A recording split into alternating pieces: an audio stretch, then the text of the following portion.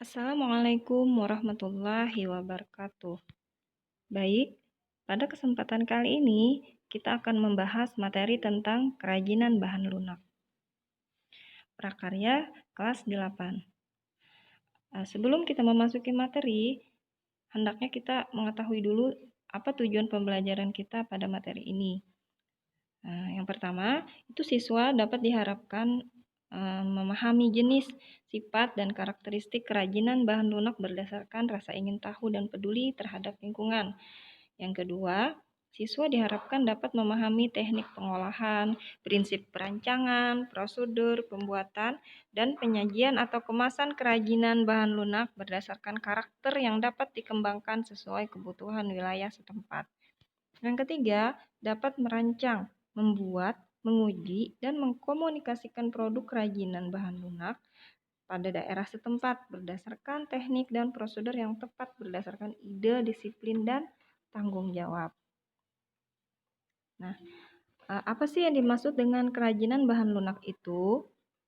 Kerajinan dari bahan lunak itu merupakan produk kerajinan yang menggunakan bahan dasar yang bersifat lunak, yaitu lentur, lembut, empuk, dan mudah dibentuk.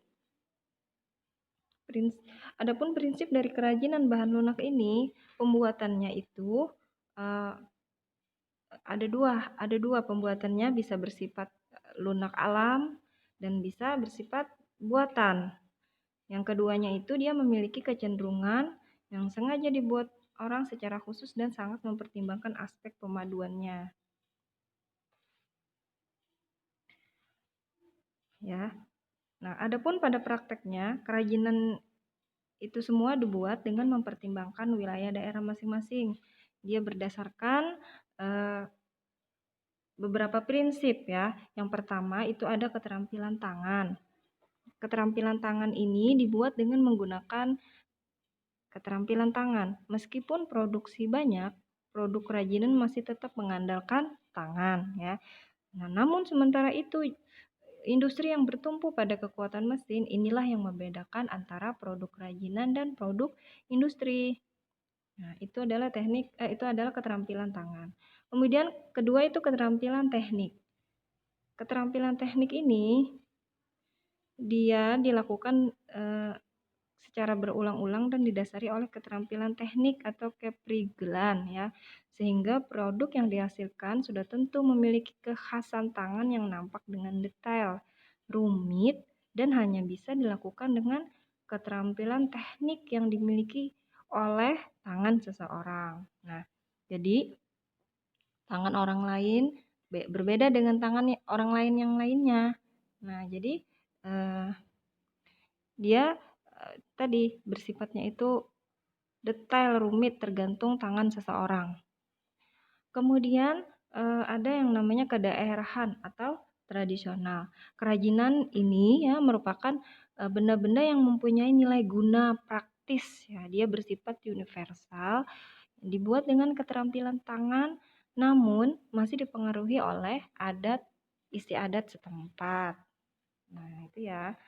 Kemudian ada yang secara umum karya ya itu dapat dipilih menurut manfaatnya.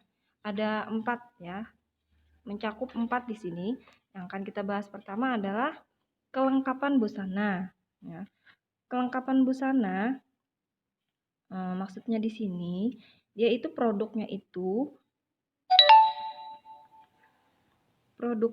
mempertimbangkan produk supaya dapat mempercantik diri dalam menggunakan busananya. Contohnya itu produk-produk aksesoris seperti gelang, kalung, bros, dan cincin. Ya, nah ini ada contohnya di sini. Ya, contoh aksesoris itu seperti ini. Yang A itu dari bahan floor clay dan yang B itu dari polimer clay. Nah, ya. Apa sih itu yang dimaksud dengan bahan floor clay atau bahan dari polimer clay?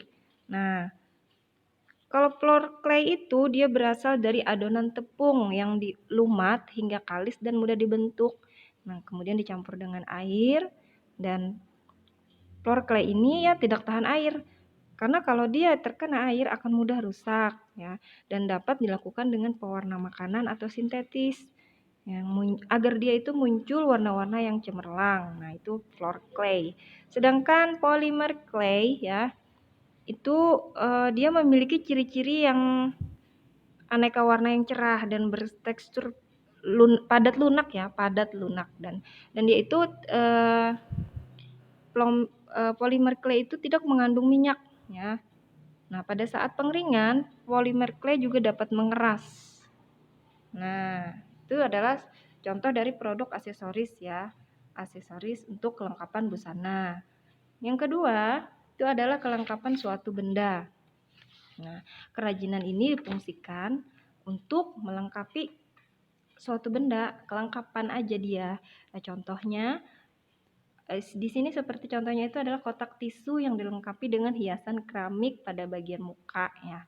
Di situ kelihatan keramik ya. Untuk hiasannya ya. Nah, dia itu sebagai kelengkapan suatu benda untuk menghias kotak tisu ya.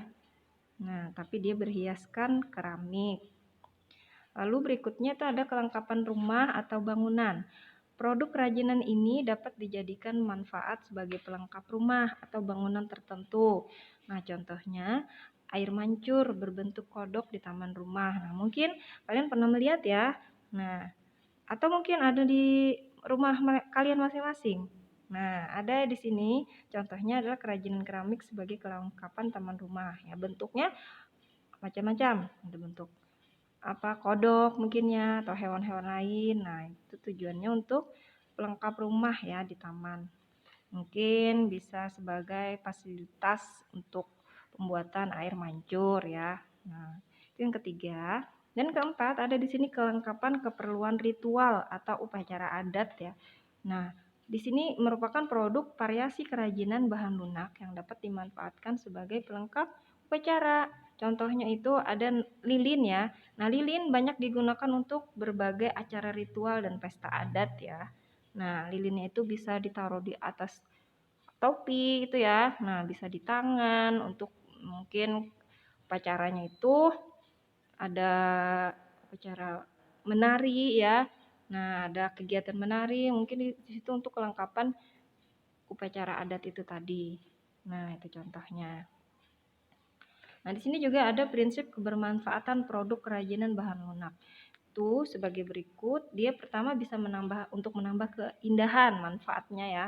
Nah, kemudian manfaat produk itu sendiri ada juga untuk memberi penekanan kekhasan suatu benda. Nah, itu memiliki ciri khas ya. Nah, kemudian yang ketiga dia menjadi persyaratan pemakaian. Yang keempat merupakan pertanda atau simbol. Dan yang kelima dibuat khusus sesuai benda aslinya. Dan yang keenam sebagai bagian dari karya seni. Ya. Nah, ini saja mungkin untuk materi pada kesempatan kali ini. Ya, mungkin kekurangan atau salah hilap saya mohon maaf ya.